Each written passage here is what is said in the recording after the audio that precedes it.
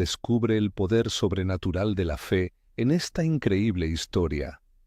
Imagina vender lo único que llevabas en las manos para salvar a quien te dio la vida y descubrir que aquello que parecía perdido es el vaso donde nace una fuente nueva.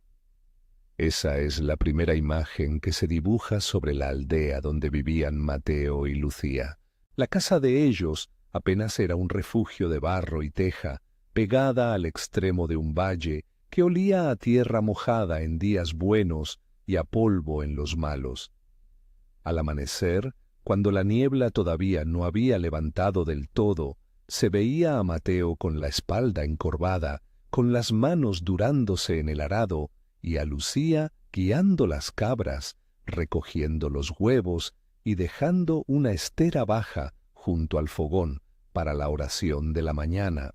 No eran ricos en dinero, su riqueza estaba en las manos que se sostenían mutuamente y en la voz quedita con que rezaban cada día, no formalidades, sino palabras sencillas que pedían fuerza para trabajar y para seguir amando. Mateo había heredado aquello que su padre le dejó, una parcela pequeña, unas paredes donde dormir y una madre que, con años y achaques, todavía guardaba la memoria de las cosechas abundantes. Para ellos, la tierra era memoria y sustento, yeso y sangre. Lucía era la parte espiritual del hogar, no porque supiera más, sino porque acogía el temor y lo convertía en confianza. Sus oraciones no buscaban ostentación, eran susurros al oído de Dios mientras lavaba la ropa o zurcía las manos de Mateo al volver del campo. Una mañana, la enfermedad llegó como una sombra que no se va con un simple gesto. La madre de Mateo tenía la piel frágil y la mirada apagada. Los médicos del pueblo dijeron que había un tratamiento, pero el precio era una herida que ellos no podían curar. La parcela familiar. Vender aquello que había sido raíz y guía para poder pagar cuidados era una decisión que partía en dos el pecho de Mateo. Lucía lo miró con ojos que contenían silencio y decisión, como quien entiende el costo del amor sin hacer de él espectáculo. «Vendo la tierra», dijo Mateo una tarde, mientras sus dedos rozaban el borde de un surco ya frío. «Si hay posibilidad de que vuelva a mirar como antes, no puedo negarlo». «Hazlo», dijo Lucía. «Hay cosas que valen la vida de quien nos dio la vida». No fue una sentencia impulsiva. Fue un cálido y triste pacto entre dos personas que sabían medir lo que un corazón pide. Vendieron la parcela heredada. La madre recibió tratamiento. Poco a poco empezó a recobrar fuerzas. La alegría fue real, pero no borró la otra verdad. La pareja ahora no tenía tierra para sembrar. Con el dinero que quedó compraron lo único a su alcance, un trozo de terreno que nadie querían, la tierra de las sombras. Era así llamada por generaciones porque, según contaban algunas voces del pueblo, nunca produjo, porque el pasto la esquivaba y las semillas morían pronto. El nombre era más rumor que ciencia, y a Mateo le dolía pensar que lo único que podían permitirse era eso. Tras contar lo esencial de su vida, si te interesa escuchar historias que renuevan la esperanza, suscríbete y acompáñanos en estos relatos que nos recuerdan que la fe, la entrega y la perseverancia tienen algo que contar. Pocos días después, la rumorología del pueblo no tardó en hacer su trabajo. Algunos murmuraron con lástima, otros con entusiasmo morboso. «Han comprado la tierra de las sombras», dijeron. «No sacarán ni una brizna». Don Ramiro, que tenía tierras anchas y un orgullo que le cabía en las botas, sonrió por debajo de bigote. Las burlas fueron sutiles al principio, después más abiertas. Unos se reían, otros evitaban mirarlos. No era una maldad explícita, sino una corriente de incredulidad que se movía como el viento entre las calles. La nueva parcela estaba lejos de ser hospitalaria. La piel de la tierra estaba agrietada como una cara que ha sufrido demasiado sol. Las piedras afiladas rompían la azada y los surcos no retenían la humedad. Mateo trabajó con una constancia que mezclaba desesperación y dignidad. Levantaba la tierra con manos que ya no eran jóvenes. Removía piedras, regaba con cubos desde el pozo más cercano y, sobre todo, sembraba semillas que algún día esperaban germinar. Cada amanecer era una promesa. Cada atardecer, una evaluación fría del esfuerzo. Mientras tanto, las noches de Lucía eran de una intimidad diferente. Cuando la casa se quedaba en su silueta de lámpara baja, ella extendía su manta cerca del fuego y hablaba en voz baja. No reclamaba ni interpretaba la dureza como castigo. Hablaba como quien se dirige a un padre que escucha. Señor, danos paciencia. Dame ojos para ver lo que tú quieres que veamos. Sus palabras no eran hechizos ni fórmulas. Eran una entrega. A veces, en medio de la noche, pensaba en la madre de Mateo y sonreía al recordar cómo le sujetaba la mano cuando era niña. A veces, la pena la invadía y oraba para que la fuerza no se les fuera. Mateo, por su parte, rezaba mientras lo hacía. Antes de levantar la azada, murmuraba un «Dios, guíame hoy», y salía con el cuerpo dispuesto al trabajo. La fe de estos dos no era espectáculo. No la proclamaban a todos. Era una práctica íntima que combinaba sudor y plegaria. Cuando todos dudan, pensó Mateo en una de esas largas jornadas, la fe se mide en lo que haces mientras nadie te mira. De tarde en tarde, en el corazón de la noche, Lucía repetía para sí una imagen que la consolaba. Los surcos en la tierra como si fueran oraciones tendidas, esperando que la lluvia pasara por encima. Los meses pasaron y la prueba se alargó. A veces los vecinos les dejaban cenizas en la puerta como símbolo de lástima. Cuando la cosecha no respondía, las voces se hicieron más duras. Lo decía yo, murmuraban, es la tierra de las sombras. La tensión entre la necesidad de esperar y la urgencia de los cuerpos se hizo densa. Mateo sentía cómo su fe y su cuerpo se estiraban hasta un punto en que ambos rozaban la rotura. Y sin embargo, a pesar del cansancio, la pareja continuó. Trabajo por el día, plegaria por la noche. Era una disciplina silenciosa y a la vez explícita, una decisión cotidiana de no rendirse. Lucía se volvía más contemplativa. Sus manos, aunque suaves, tenían ahora la textura de quien ha sufrido y ha aprendido a esperar. Mateo, que no era hombre de grandes palabras, empezó a confiar en ella de una forma nueva, dejándole decisiones pequeñas. ¿Qué semillas sembrar? ¿Cuándo bajar a buscar agua? ¿Cuándo cuidar menos el orgullo? Una semana antes del acontecimiento que lo cambiaría todo, Lucía tuvo una noche de sueño profundo. No fue un sueño común. Fue una visión que le dejó una sensación cálida como un manantial escondido. En esa visión aparecía una roca en medio del campo con la forma de un toro, redondeada y firme. No era un mensaje matemático, no traía instrucciones de manual, pero la imagen quedó grabada en su pecho con la insistencia de algo que pide ser atendido. Cuando despertó, pronunció una oración breve. Señor, si esto es tu voz, dame valor para seguir. No pedía milagro, pedía dirección y voluntad. Sabía que una visión no es una receta, es una luz en la oscuridad. Durante varios días, Lucía guardó esa imagen como quien guarda una moneda rara. No la compartió de inmediato. La fe que tuvo era humilde y prefería no servirla en bandeja en medio de la plaza. pero su corazón la impulsó a comentárselo a Mateo una noche junto al fogón. «Tuve una visión», le dijo. «Vi una roca en el medio del campo, con forma de toro. Sentí que había algo en ella». Mateo la miró. Sus manos estaban agrietadas por la tierra, su rostro dibujado por las faenas. No era hombre de supersticiones, pero respetaba la sensibilidad de Lucía como quien respeta un camino sagrado. «Si para ti tiene sentido», dijo finalmente. «Si crees que hay que hacer algo, yo lo haré». Había en la entrega de Mateo una mezcla de confianza en Lucía y en algo superior a ambos.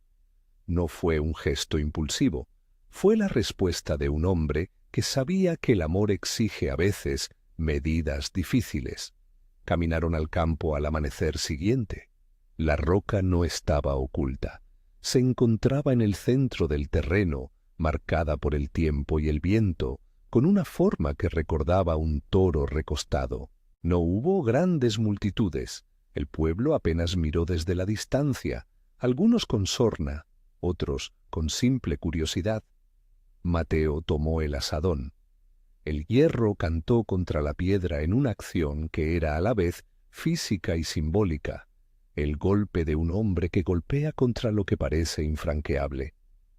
No hubo un grito premonitorio ni una bocina celestial.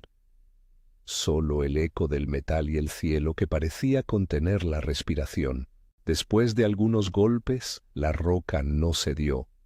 Después de varios más, una grieta apareció. Un olor a tierra húmeda, a raíz mojada, emergió como el susurro de un anuncio.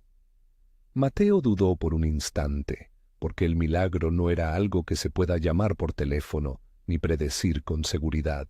En ese instante, ante la incertidumbre, Mateo dejó caer la cabeza y dijo, en voz apenas audible, una oración sencilla, cruda. «Señor, si estás aquí, toma estas manos.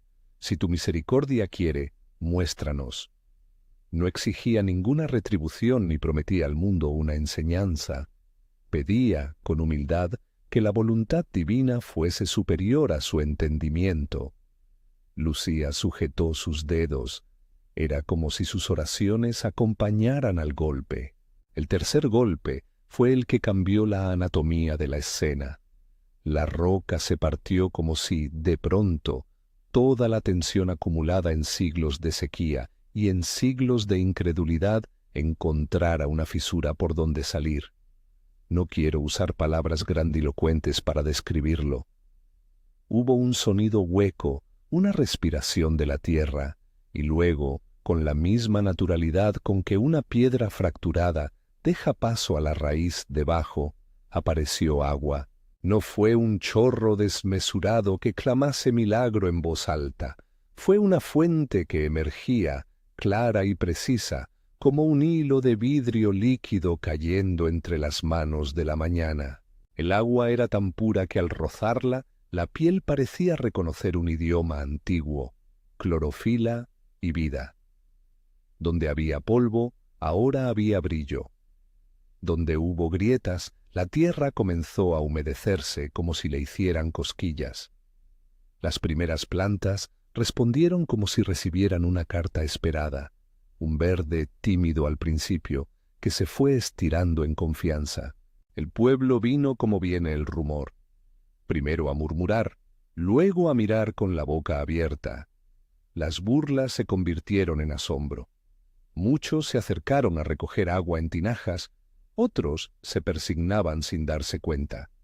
Algunos, naturalmente, se mostraron recelosos. No todos los corazones cambian deprisa, pero la transformación era visible. Un campo que había sido tozudamente estéril se abría a la posibilidad de vida. Don Ramiro observó la escena desde su hacienda con una mezcla de envidia y cálculo. Tenía tierras bien irrigadas y herramientas, pero su corazón era de los que no reciben bien el bien ajeno, más aún cuando ese bien parecía brotar de una pareja sencilla, que él había mirado con condescendencia. En su pensamiento, La bendición de Mateo y Lucía estaba mal distribuida, casi ofensiva a su sentido de justicia basada en privilegios. En lugar de preguntarse por qué, decidió actuar. En la noche, cuando las sombras hacían su trabajo, mandó a algunos obreros a tomar tierra fértil del campo de Mateo, a mezclarla o a remover la alimentación del manantial para llevar algo de esa suerte a sus terrenos. La consecuencia fue rápida y peculiar. Al amanecer siguiente, descubrió en su propio terreno una decepción.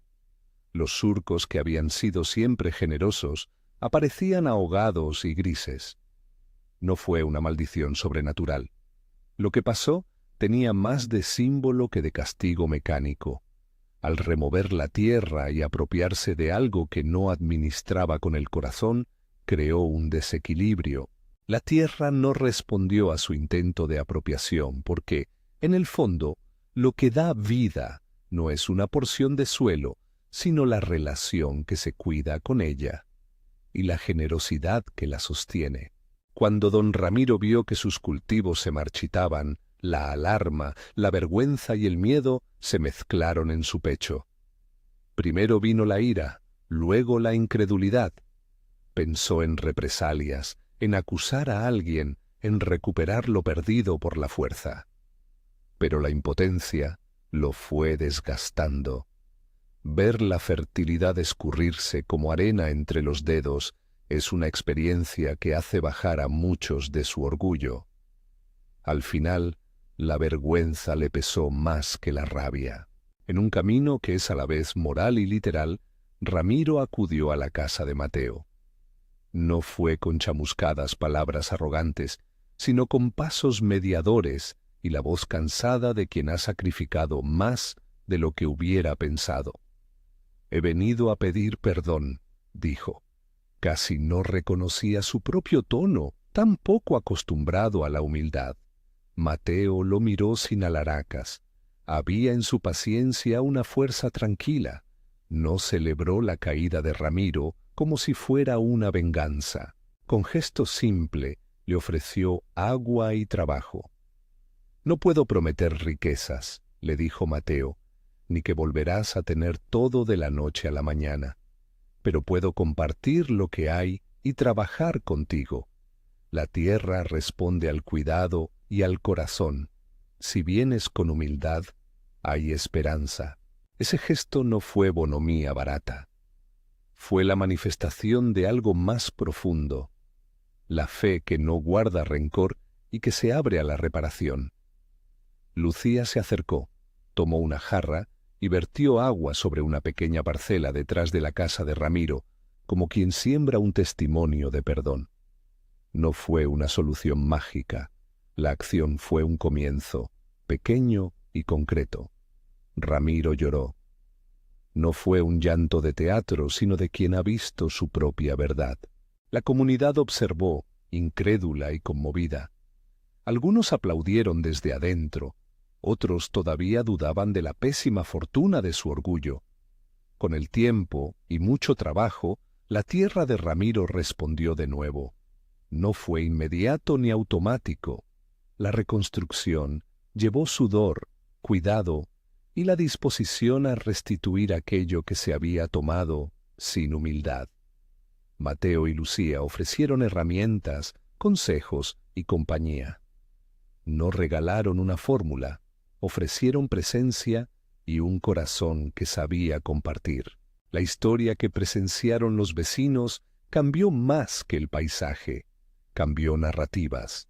Comprendieron que la bendición no es un objeto que se acumula, sino un río que hay que dejar pasar, que la gente que cuida con amor convierte lo árido en fértil, que la fe que se queda en palabras no mueve piedra, pero la fe que surge en trabajos cotidianos, en actos de perdón y en resiliencia, puede, en ocasiones, ser puente para lo sobrenatural.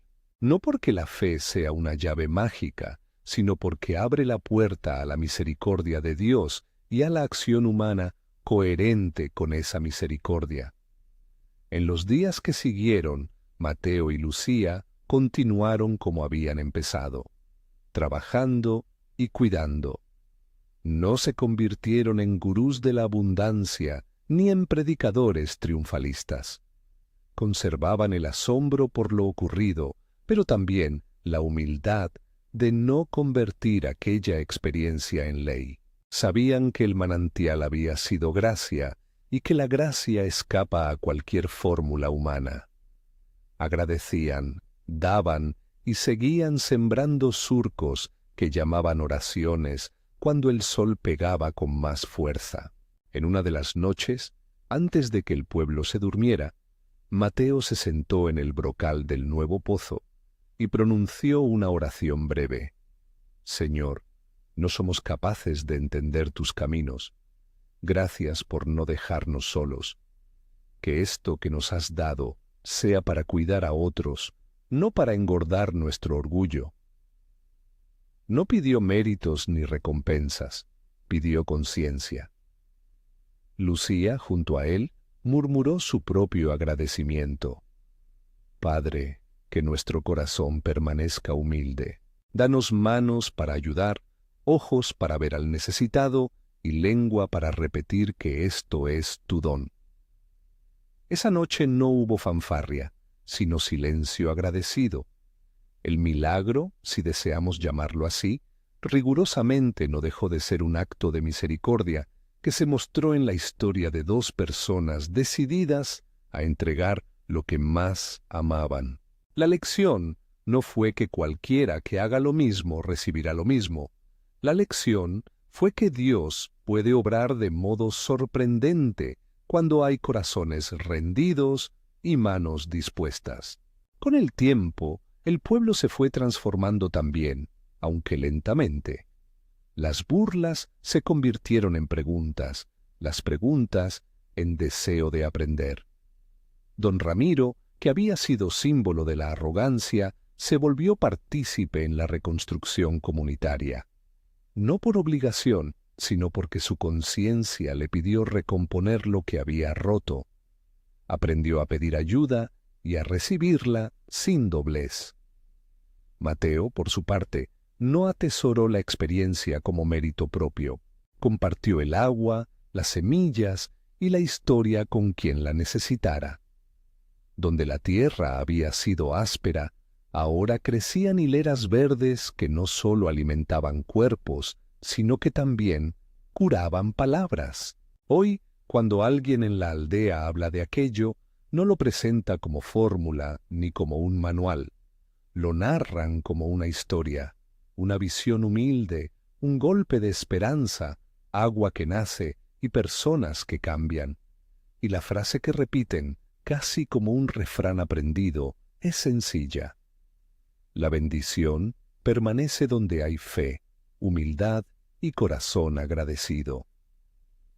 No es una sentencia matemática, es una observación hecha de vida. Si algo nos deja esta historia, es que el poder sobrenatural de la fe no es un truco ni una garantía.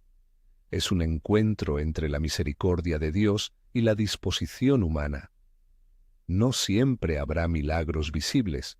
Muchas veces la fe se demuestra en la paciencia diaria, en el acto de dar lo que se tiene, en el perdón cuando se ha sido herido. Mateo y Lucía nos muestran que la fe activa se mezcla con trabajo, con oraciones sencillas y con decisiones que cuestan, y que, cuando esto sucede, puede ocurrir algo que sorprende. Sí, después de escuchar esta historia, sientes que te ha hablado al corazón, compártela con alguien que necesita esperanza. Y déjanos un comentario contando una experiencia tuya de fe o perseverancia. Nos ayudará a recordar que no estamos solos en el camino. Gracias por acompañar hasta aquí. Que la paz y la sencillez de un corazón rendido te acompañen cada día.